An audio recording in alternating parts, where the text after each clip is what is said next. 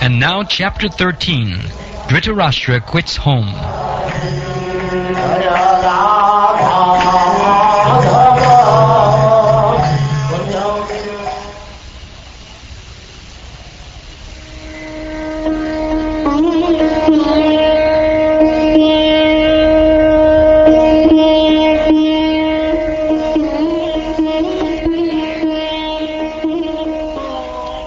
Sri Sutta Goswami said, while traveling on a pilgrimage, Vidura received knowledge of the destination of the self from the great sage Maitreya, and then returned to Hastinapur. He became as well versed in the subject as he desired. After asking various questions and becoming established in the transcendental loving service of Lord Krishna, Vidura retired from putting questions to Maitreya Muni. When they saw Vidura return to the palace, all the inhabitants, Maharaj Yudhishthir, his younger brothers, Dhritarashtra, Satyaki, Sanjaya, Kripacharya, Kunti, Gandhari, Draupadi, Subhadra, Uttara, Kripi, many other wives of the Kauravas, and other ladies with children, all hurried to him in great delight. It so appeared that they had regained their consciousness after a long period. With great delight, they all approached him, as if life had returned to their bodies. They exchanged obeisances and welcomed each other with embraces. Due to anxieties and long separation, they all cried out of affection. King Yudhishthir then arranged to offer sitting accommodations and a reception.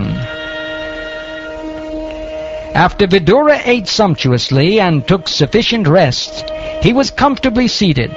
Then the king began to speak to him, and all who were present there listened. Maharaj Yudhishthir said, "My uncle, do you remember how you always protected us, along with our mother, from all sorts of calamities? Your partiality, like the wings of a bird, saved us from poisoning and arson. While traveling on the surface of the earth, how did you maintain your livelihood? At which holy places and pilgrimage sites did you render service? My lord, devotees like your good self are verily holy places personified. Because you carry the personality of Godhead within your heart, you turn all places into places of pilgrimage. My uncle, you must have visited Dvarka. In that holy place are our friends and well-wishers, the descendants of Yadu, who are always wrapped in the service of the Lord Sri Krishna. You might have seen them or heard about them. Are they all living happily in their abodes?"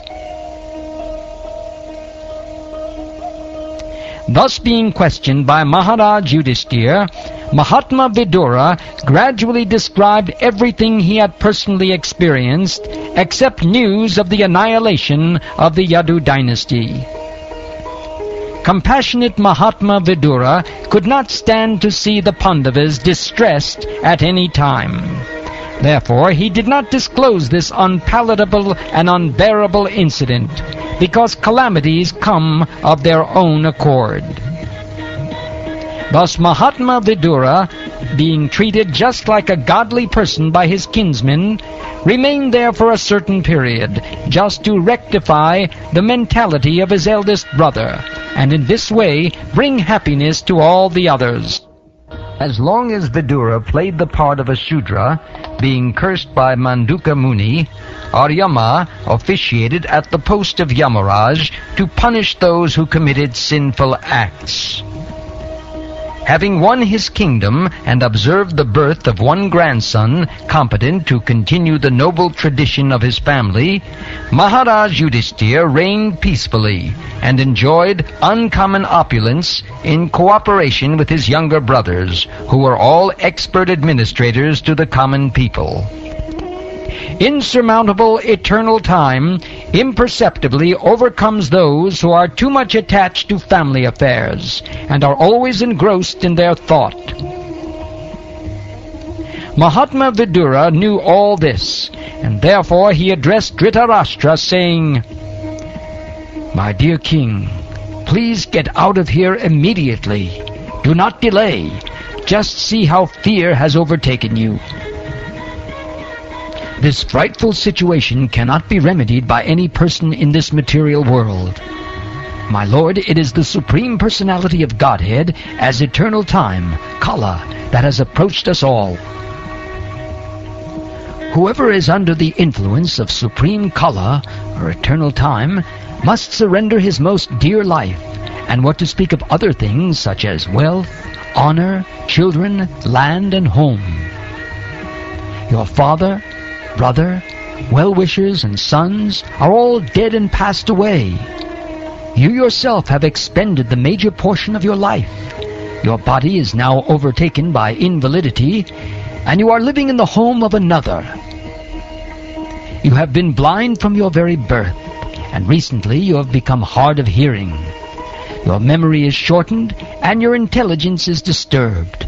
Your teeth are loose, your liver is defective, and you are coughing up mucus. Alas, how powerful are the hopes of a living being to continue his life! Verily, you are living just like a household dog, and are eating remnants of food given by Bhima. There is no need to live a degraded life and subsist on the charity of those whom you try to kill by arson and poisoning. You also insulted one of their wives and usurped their kingdom and wealth. Despite your unwillingness to die and your desire to live, even at the cost of honor and prestige, your miserly body will certainly dwindle and deteriorate like an old garment.